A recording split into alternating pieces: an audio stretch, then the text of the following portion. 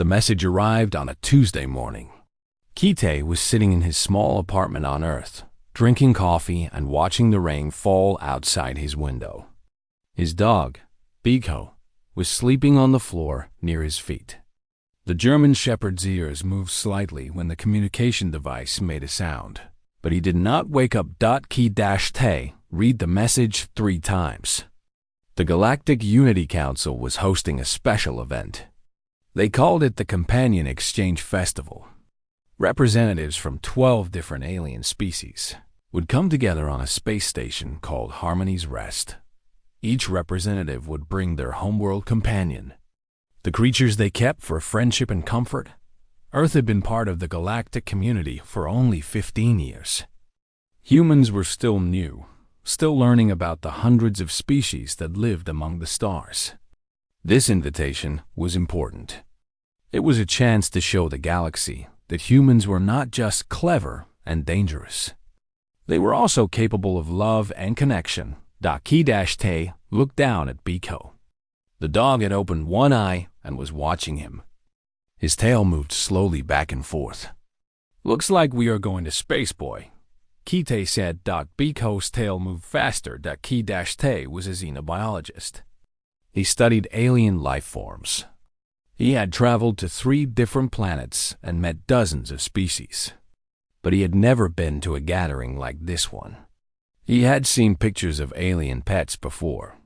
They were always small and soft and harmless. Little floating things that glowed.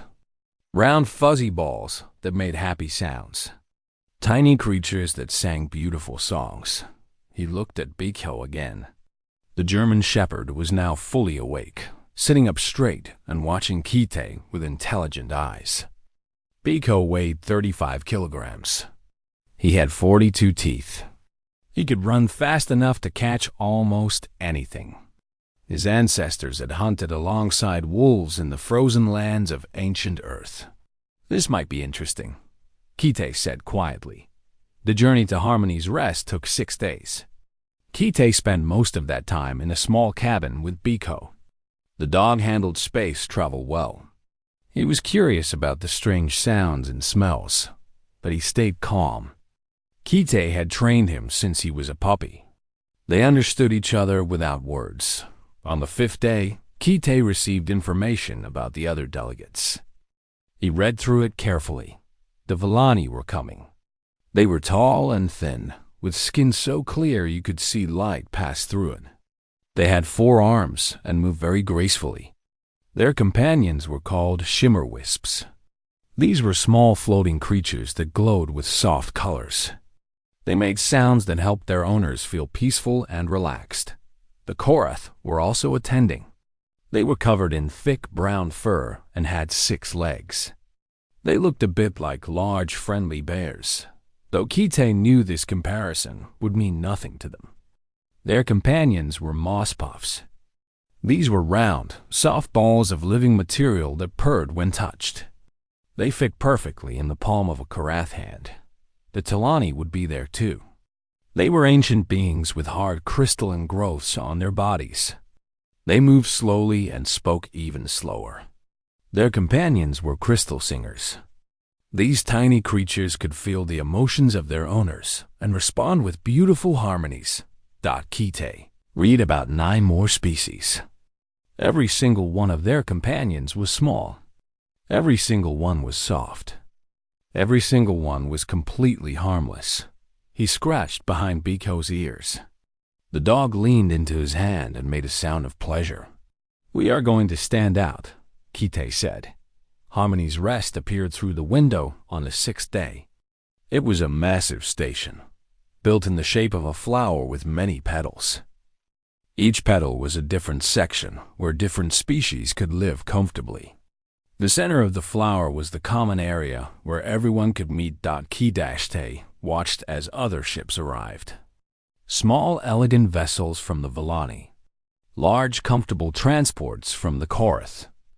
Ancient, slow-moving crafts from the Tilani. Ships of every shape and size gathered around the station. He prepared Biko for arrival. He brushed the dog's coat until it shone. He attached the special tether he had brought. It was made of strong material, but looked nice, with blue and silver threads woven together. He checked that Biko's collar was comfortable and secure. "Remember your training," Kite said. "Stay close. Stay calm. No barking unless I say it is okay." Biko looked at him with serious eyes. His tail was still, showing that he understood this was important. The shuttle docked at the human section of the station. Kite took a deep breath. He had read reports about how aliens sometimes reacted to Earth animals. Many species had never seen a predator up close. On most worlds, predators were things to run from, not things to live with. He stepped out of the shuttle with Bicho at his side. The station's artificial gravity felt slightly different from Earth's, but Biko adjusted quickly. His paws moved confidently on the smooth floor. A Vellani was waiting to greet them. She was tall and beautiful in the strange way that Vellani always were. Her skin glowed faintly with internal light. A shimmer wisp floated near her shoulder, pulsing with gentle colors. "Welcome to Harmony's Rest," she began. "I am Coordinator Myra. I will be your guide during the festival. We are so pleased that humanity has decided to participate in—" She stopped talking. Her forearms, which had been moving in a gesture of welcome, froze in midair. Her shimmer wisp suddenly dimmed until it was almost invisible. Myra was staring at Beak-Hodot, the German shepherd, stood quietly at Kite's side. His ears were up, showing interest. His nose was working, taking in all the new smells. His tail moved slightly, a sign that he was happy but controlled. "That creature," Myra said. Her voice was very quiet now. "Its eyes face forward?" Kite understood immediately. Forward-facing eyes were the sign of a predator. Creatures that hunted needed eyes that could focus on prey. Creatures that were hunted needed eyes on the sides of their heads, to watch for danger from all directions. "Yes," Kite said calmly. "This is Biko. He is my companion. He is very friendly." Myra did not move. Her shimmer wisp had floated behind her back, hiding. Kite could see that the Vellani was afraid. Her body was completely still, the way prey animals become still when they hope a predator will not notice them. Kite felt sorry for her. He had not meant to frighten anyone. "Oh, did anyone frighten anyone?" "Please," he said gently. "Biko will not hurt you. He is trained. He only does what I tell him to do." Slowly, very slowly, Myra forced herself to move. She took a step backward, maintaining distance. I must inform the council of your arrival," she said. "Please wait here." She turned and walked away quickly. Her shimmer wisp followed, still hiding behind her body. Kite sighed. He knelt down next to Biko and stroked his head. The dog looked up at him, confused by this strange reaction. "It is not your fault, boy," Kite said softly. "They just do not understand yet." Through the window of the docking area, Kite could see other delegates arriving. A Karth family with 3 moss puffs bouncing around them. A group of Talani moving slowly, their crystal singers floating in perfect formation. Small ships carrying creatures from worlds he had never visited, all of them bringing soft, small, harmless companions. And then there was him, with a predator on a Tether. Kite stood up and straightened his uniform. Whatever happened next, he would face it with dignity. He had brought Biko because the dog was his true companion. They had been together for 3 years. They had saved each other's lives. They belonged together. "Come on, Biko," he said. "Let us go meet the galaxy." The dog walked beside him, matching his pace perfectly. Together, they moved toward the main hall, ready to face whatever waited for them there. The main hall of Harmony's Rest was enormous. The ceiling rose so high that clouds actually formed near the top, soft white shapes drifting in the artificial atmosphere. Plants from 100 different worlds grew along the walls, filling the air with strange and wonderful smells. Kite walked through the entrance with Biko beside him. The dog's nose was working constantly, taking in scents he had never encountered before. His ears turned this way and that, catching sounds from every direction. But he stayed calm, walking steadily at Kite's side. The hall was already filled with delegates. Kite could see Villani floating gracefully through the crowd, their shimmer wisps glowing around them. Korath families sat in comfortable circles, their moss puffs rolling between them like happy balls of fur. A group of small blue beings he did not recognize were showing off creatures that looked like living origami, folding and unfolding in beautiful patterns. For a moment, nobody noticed the human dot, then Biko sneezed. It was a small sound. Just a quick, sharp noise that dogs make when something tickles their nose. But in the quiet murmur of the hall, it carried far. Heads turned. Eyes found the source of the sound. Kite felt the change immediately. The nearest Villani stopped moving, their shimmer wisps dimming. A Korath mother pulled her children behind her large body. The blue beings scattered, their origami pets folding into tight protective shapes. A circle of empty space formed around Kite and Biko. It grew wider as more beings noticed them and moved away. Kite kept walking, keeping his pace slow and steady. He had expected this reaction. He had prepared for it. But it still hurt to see so many beings look at his companion with fear. Biko seemed unaware of the tension. His tail wagged slowly as he looked at all the new creatures around him. He was curious, not aggressive. His body language was relaxed and friendly. A young Korath, barely half the size of the adults, peeked out from behind her mother. Her 6 legs were trembling, but her eyes were wide with curiosity rather than fear. Kite smiled at her gently and kept walking. He found the human section of the hall. It was a small area near one corner, with chairs and tables designed for human bodies. A screen on the wall showed a message from Earth's embassy, welcoming him to the festival. Kite sat down and let Biko settle at his feet. The dog put his head on his paws and watched the room with calm interest. "Well, boy," Kite said quietly, "we made an entrance." A few minutes later, he heard footsteps approaching. He looked up to see a Korath walking toward him. This one was old, with gray fur around his face and a slow, careful way of moving. Unlike the others, he did not seem afraid. His 6 legs carried him steadily forward until he stood a few meters from Kite's table. "I am Elder Pill," the Korath said. His voice was deep and rough, like stones grinding together. "I am a scientist. I study life forms from many worlds." Kite stood and bowed slightly. "I am Kite. This is Biko." Elder Pill looked at the dog for a long moment. Biko looked back, his tail giving a small wag. "May I examine him?" Elder Pill asked. "From a safe distance, of course."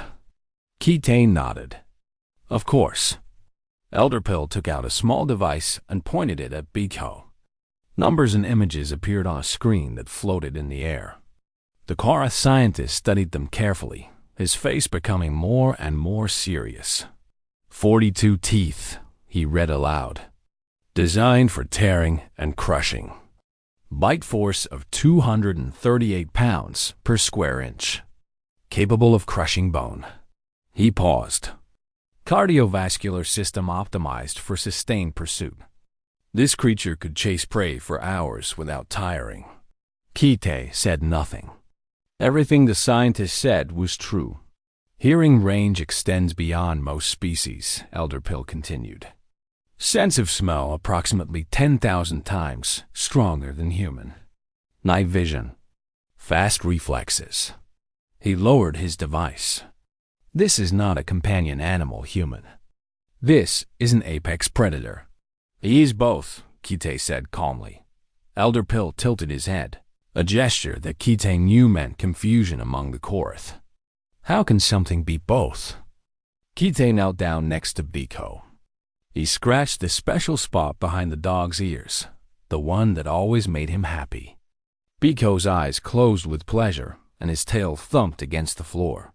On Earth, we call them dogs, Kite explained. They come in many sizes and shapes. Some are big like Biko. Some are small enough to fit in your hand. But they all share one thing. They love us, and we love them. Love? Elder Pill seemed even more confused. You love a creature that could kill you? He would never hurt me, Kite said. And I would never hurt him. That is what love means. Elder Pill stared at them for a long moment.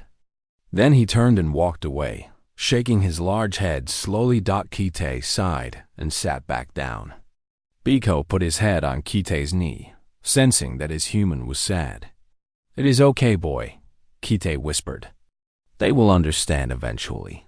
The afternoon passed slowly. Few beings came near the human section. Kite watched the other delegates showing off their companions. The shimmer wisps performed beautiful light displays. The moss puffs rolled and bounced in playful games. The crystal singers filled the air with harmonies that made some beings weep with joy. Nobody asked to see what Biko could do. Near the end of the day, a holographic screen appeared in front of Kite. A familiar face looked out at him. It was Yuna, his colleague from Earth's embassy ship. How is it going? She asked. Kite glanced around at the empty space surrounding him. About as expected. Yuna nodded. She had warned him this might happen. The council has called an emergency meeting. They want to discuss whether Biko should be allowed to stay. Kite felt his heart sink. They want to send us home? Some of them do, Yuna admitted. Others are just curious. They have never seen a predator kept as a companion before. Most species in the galaxy consider it impossible. It is not impossible, Kite said firmly. Humans have been doing it for 40,000 years. I know, Yuna said. But they do not. You will need to explain it to them, Kite. Help them understand. The screen disappeared. Kite sat in silence for a while, thinking. Biko sat up and pushed his nose against Kite's hand. The dog could always tell when something was wrong. Kite smiled and stroked his head. You are a good boy, he said. The best boy. We will make them see that. Biko's tail wagged. He did not understand the words, but he understood the love behind them. That night, Kite took Biko for a walk around the human section. The dog needed exercise, needed to move and stretch his muscles. They walked in circles around their small area, staying where they were supposed to stay. But Kite noticed something. Beings from other sections were watching them. Some watched from far away, barely visible in the shadows. Others watched from viewing windows in the upper levels. They were curious, even if they were afraid. And among them, Kite saw the young Korath again, the one who had peeked out from behind her mother. She was watching Biko with something that looked less like fear and more like wonder. Kite smiled and waved at her. She ducked out of sight immediately, but a moment later, she peeked out again. Maybe there is hope, Kite said to Biko. Maybe we just need to give them time. The dog barked once, a happy sound that echoed through the hall. Somewhere in the distance, a shimmer wisp flickered in response. It was small, but it was a beginning. The council chamber was a perfect circle. Seats rose in layers around a central platform like the inside of a bowl. Delegates from all 12 species sat in their designated areas, watching as Kite walked to the center with Biko at his side. The room was very quiet. Kite could hear the soft breathing of dozens of beings, the gentle hum of shimmer wisps, the tiny sounds of moss puffs moving in their owner's arms. He could also hear his own heart beating fast in his chest. Speaker Olo presided over the meeting. He was a Talani, ancient and slow, with crystals growing along his spine that caught the light and scattered it in rainbow patterns. He took a long time to speak, choosing each word carefully. Human Kite, Speaker Olo said. His voice was like wind chiming through glass. You have brought a creature to this place of peace. A creature of teeth and claws. A creature that hunts. Kite bowed respectfully. I have, Speaker Olo. We must understand why. The old Telani leaned forward slightly. Help us understand how a species like yours, a species that was once prey, came to keep predators as companions. Kite had prepared for this moment. He had spent the whole night thinking about what to say. But now, standing in the center of the chamber with all these eyes on him, his prepared words seemed wrong. Too formal. Too distant. He decided to speak from his heart instead. 40,000 years ago, Kite began, humans were weak. We had no claws. We had no fangs. We could not run very fast. We could not see in the dark. The world was full of creatures that wanted to eat us. He paused, looking around the chamber. Many beings nodded. They understood weakness. They understood fear. But we had one thing, Kite continued. We had fire.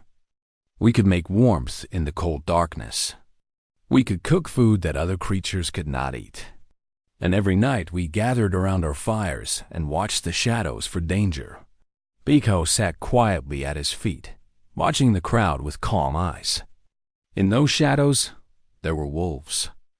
They were predators, yes. They had teeth and claws and speed. They could kill us easily. But they also had something else. They had family. They worked together.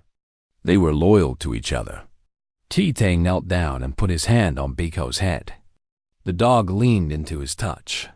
One night, perhaps, a wolf came close to a human fire.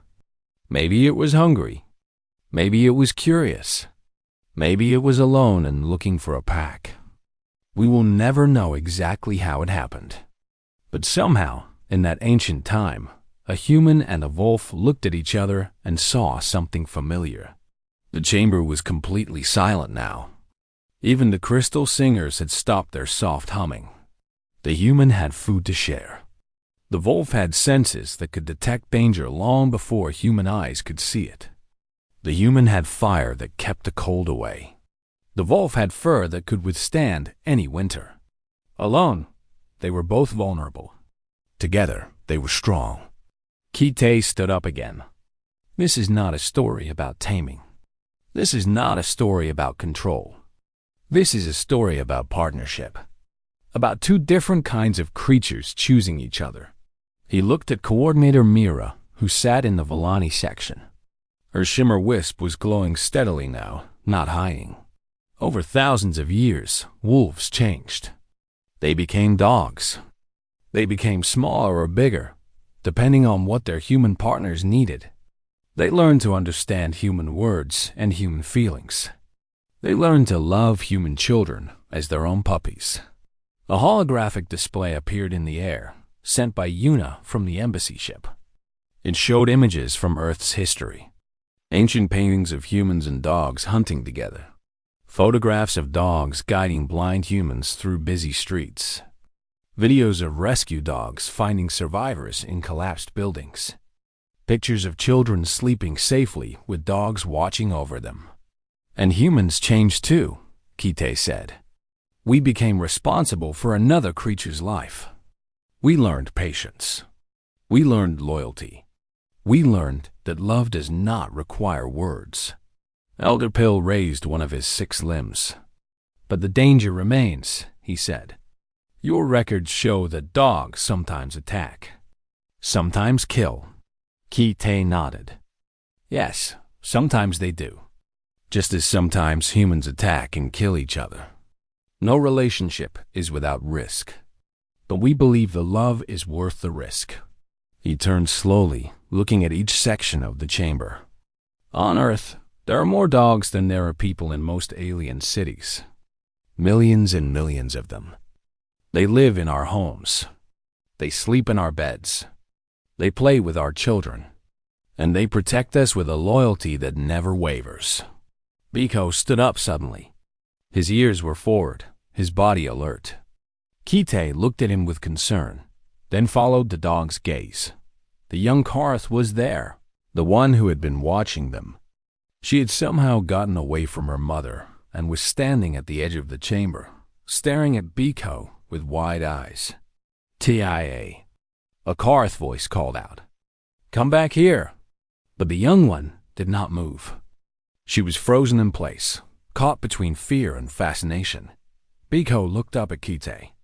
His tail gave a small wag. Kite made a decision. He knelt down and spoke softly to his dog. "Easy, boy, gentle." Then he looked at the young Karth and smiled. "Would you like to meet him?" The chamber exploded with noise. Karth voices shouted in alarm. Vellani made high-pitched sounds of distress. Even the ancient Telani moved faster than Kite had ever seen them move. But Ti took a step forward. "Tie, no!" Her mother rushed toward her. "Wait," Kite said, holding up his hand. "Please, watch." He gave Biko a quiet command. The dog lowered himself to the floor, making his body as small and non-threatening as possible. He put his head on his paws and looked at Ti with soft eyes. The young Karth took another step. Then another. Her mother reached her and grabbed her with 2 of her 6 limbs, pulling her back. But Ti's eyes never left Biko. "He is not scary," Ti said. Her voice was small but clear. "He looks like he wants to be friends." The chamber went quiet again. Ki-Te stood up slowly. "She is right," he said. "Dogs do not want to hurt. They want to love. They want to be part of a family. They want to belong." He looked at Speaker Olo. "That is why humans keep predators as companions. Because they are not really predators anymore. They are family." Speaker Olo was silent for a long moment. The crystals on his spine flickered with inner light as he thought. "We will take time to consider," he finally said. "This meeting is paused until tomorrow." As Kite walked out of the chamber with Biko, he passed close to the Karth section. Taya's mother was holding her daughter tightly. But she was not looking at Kite with fear anymore. She was looking at him with something that might have been curiosity. And Ti, still held in her mother's arms, waved one small limb at Beak Dash. The dog's tail wagged in response. Kite smiled. Maybe, just maybe, they were starting to understand. 3 days passed. The council had not made a decision yet. Kite was allowed to stay, but he and Biko remained mostly alone in the human section. A few curious beings had come closer to watch them, but nobody had tried to interact directly. Kite spent his time working on reports and taking care of Biko. The dog needed exercise and stimulation. Kite played fetch with him using a ball he had brought from Earth. He practiced training commands. He brushed Biko's coat until it shone like gold and black silk. Young Tae appeared at the edge of the human section almost every day. She never came close, but she watched. Her mother usually appeared within minutes and took her away, but Tio always came back. Kite pretended not to notice. He did not want to scare her or get her in trouble, but he made sure Biko was always on his best behavior when she was watching. On the 4th day, something changed. Ki-Te was in his quarters when the alarm sounded. It was a sharp, painful sound that cut through everything. Emergency lights began flashing red. Automated voices spoke in a dozen languages at once. Hull breach in Residential Section 7. Atmospheric contamination. All beings evacuate immediately. Kite grabbed his emergency kit and ran. Biko was right beside him, alert and ready. The dog knew that alarms meant danger. He knew to stay close and follow commands. The corridors were chaos. Beings ran in every direction. Some were screaming. Others were frozen with fear. Kite pushed through the crowd, trying to find out what was happening. He found Coordinator Mira at a control station. Her 4 hands were moving across multiple screens, her shimmer wisp flickering with stress. "What happened?" Kite asked. Micrometeorite, Myra said quickly. Small rock, very fast. It punched through the hole in the Villani residential section. The emergency doors sealed automatically, but 3 younglings are trapped inside. Younglings? Kite felt his heart go cold. Children? Myra nodded. Her face was pale, even for a Villani. The atmosphere in that section is filling with toxic gas from a broken pipe. We cannot open the doors without spreading the contamination. The rescue teams are trying to cut through, but Villani are fragile. The younglings have maybe 10 minutes. Kite looked at the screens. He could see the layout of the damaged section. The 3 younglings were in a small room at the far end, separated from the rescue teams by corridors filled with debris and poison. Is there another way in? He asked. Myra pointed to a screen. There are maintenance tunnels here, and here. But they are too small for adult Villani, and too dangerous. The structure is unstable. Kite studied the tunnels. They were narrow, yes, but not too narrow for a human, and definitely not too narrow for a dog. He looked down at Bicho. The German shepherd was sitting at attention, watching Kite with focused eyes. His nose was working, catching the faint smell of smoke and chemicals that drifted through the air circulation. I can fit through those tunnels, Kite said. Myra stared at him. You would die. The atmosphere is toxic. Kite pulled his emergency kit open and showed her the contents. I have a portable breather. It will give me 20 minutes of clean air. That should be enough time to reach them and share the breather until rescue teams cut through. That is insane, Myra said. You do not even know where they are exactly. The tunnels are a maze. You could get lost and die. Kite looked at Biko again. I will not get lost. Biko can find them. Myra's shimmer wisp went completely dark. The predator? His nose can detect living beings from hundreds of meters away, Kite explained quickly. He has found people buried under collapsed buildings. He has tracked lost children through forests. He can find 3 Villani younglings in a space station. There was no time to argue. Kite was already moving toward the maintenance access point.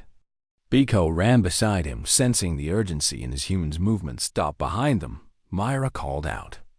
Human Kite. This is. But Kite did not hear the rest. He was already climbing into the maintenance tunnel. The tunnel was dark and narrow. Kite had to crawl on his hands and knees. Biko moved ahead of him, his body low to the ground, his nose working constantly. Find them, boy, Kite said. Search. The word was a command Biko knew well. On Earth, Kite had trained him for search and rescue work. They had practiced finding hidden people in forests, in buildings, in ruins. Biko had never failed. The dog moved faster now, following a scent that only he could detect. Kite struggled to keep up, crawling as fast as he could through the tight space. The air began to smell wrong. Kite could taste chemicals on his tongue. He put on his breathing mask and kept moving. They turned left, then right, then crawled through a vertical section that made Kite's arms burn with effort. Biko waited for him at each turn, then continued following the scent. Finally, they reached a small hatch. Biko scratched at it once, then looked back at Kite. Good boy, Kite whispered. He opened the hatch and climbed through into a small storage room. The air here was thick with toxic fumes. Warning lights flashed everywhere. And in the corner, huddled together, were 3 Villani younglings. They were small, even for their species. Their skin had lost its glow, turning gray and dull. Their shimmer wisps floated limply beside them, barely alive. They looked up at Kite with huge, frightened eyes. Then they saw Beak-Ho-Da. The youngling screamed. Or tried to. The sound that came out was weak and broken.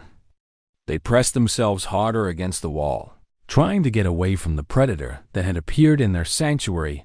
Ki-Te moved quickly.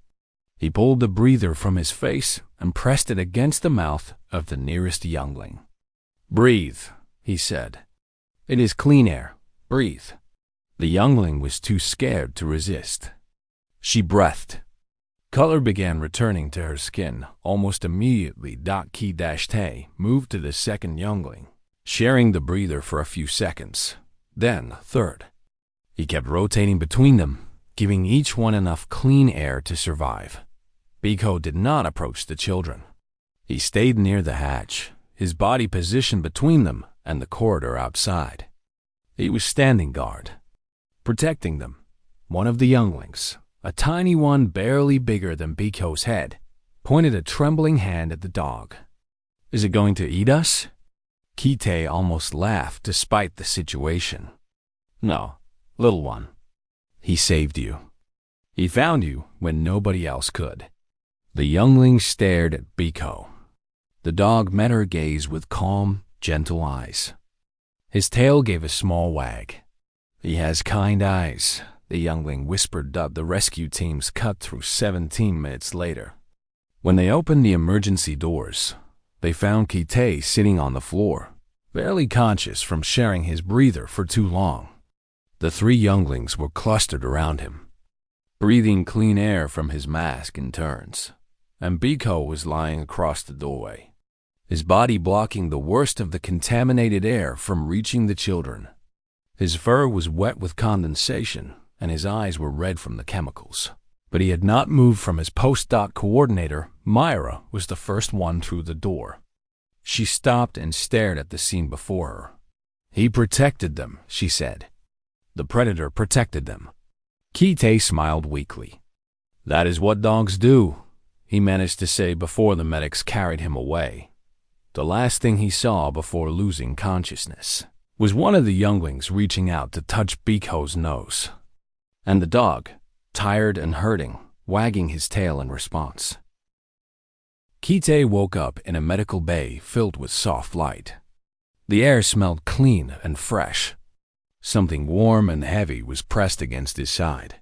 He turned his head and saw Biko lying on the bed next to him. The dog's eyes opened immediately, and his tail began to wag. "They let you in here?" Ki-Te asked weakly. Biko licked his face in response. A Vellani medical officer appeared beside the bed. She was checking screens and adjusting equipment. When she saw Ki-Te was awake, she smiled. It was strange to see a Vellani smile. They usually kept their expressions neutral around humans. "You are recovering well," she said. "The chemical exposure caused some damage to your lungs, but our treatments have repaired most of it. You will need to rest for a few more days." "The younglings?" Ki-Te asked. "Are they okay?" The medical officer's smile grew wider. "They are perfect. Fully recovered. They have been asking about you.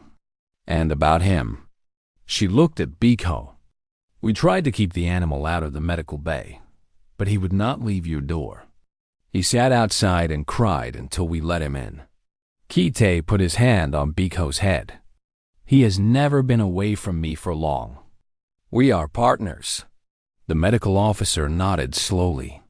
"Yes, I believe I understand that now." She left them alone. Ki-Te lay quietly, stroking Biko's fur and thinking about what had happened. He must have fallen asleep again, because when he opened his eyes, the room was full of people. Coordinator Mira was there. Elder Pill, Speaker Olo, a dozen other beings from the council. And standing in the front, held by her mother, was young Ti. Ki-Te tried to sit up. Strong hands helped him, adjusting the bed so he could face his visitors.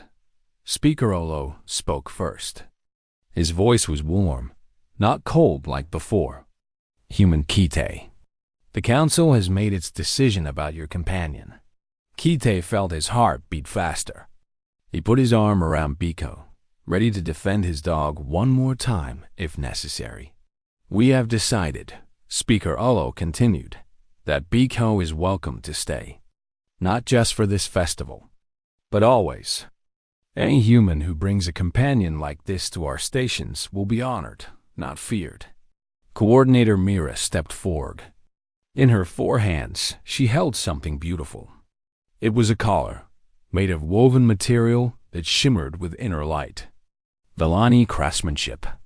This is a gift from my people, Myra said. For the creature who saved our children. It is a mark of honor. The highest we can give. She approached slowly, giving Kite time to prepare Biko. The dog sat still as she carefully removed his old collar and replaced it with the new one. It fit perfectly, and it glowed softly against his fur. Elderpill came forward next. He held a small device that projected a holographic medal. The Chorus Scientific Council has added your companion to our records, he said. He is listed as Hero of Harmony's Rest. His genetic information and training methods have been recorded for study. Perhaps one day, other species will learn to form such bonds. Tae squirmed in her mother's arms. Can I pet him now? She asked loudly. Please? I have been waiting forever. The room went quiet. Everyone looked at Ki-Tae Dot. He smiled and looked down at Biko. The dog's tail was wagging. He had sensed Ti's interest from the beginning. He knew she was a friend. Come here, Kite said to the young Korath. But move slowly. Let him smell your hand first. Tae's mother set her down carefully. The young one walked forward on her 6 legs, moving slower than Kite had ever seen a child move. When she reached the bed, she held out one small limb toward Biko. The dog sniffed her once, twice. Then he licked her fingers. Tae made a sound of pure joy. It was the kind of sound children make across every world, in every species. The sound of simple happiness. He is soft, she said, and warm. Mother, he is so soft. Her mother approached cautiously. She was still nervous, Kite could see, but she was trying. When Tia began petting Biko's head, her mother reached out and touched the dog's back with one trembling hand. His heart beats very fast, she said with surprise. I can feel it. He is excited, Kite explained. He knows you are being kind to him. He wants to be your friend.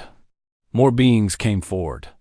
Vellani reached out with their delicate 4-armed hands. Korath touched him with their fuzzy paws. Even a Telani elder moved close enough to let his crystal singers harmonize with the rhythm of Biko's breathing. Ki-Tae watched it all with tears in his eyes. This was what he had hoped for.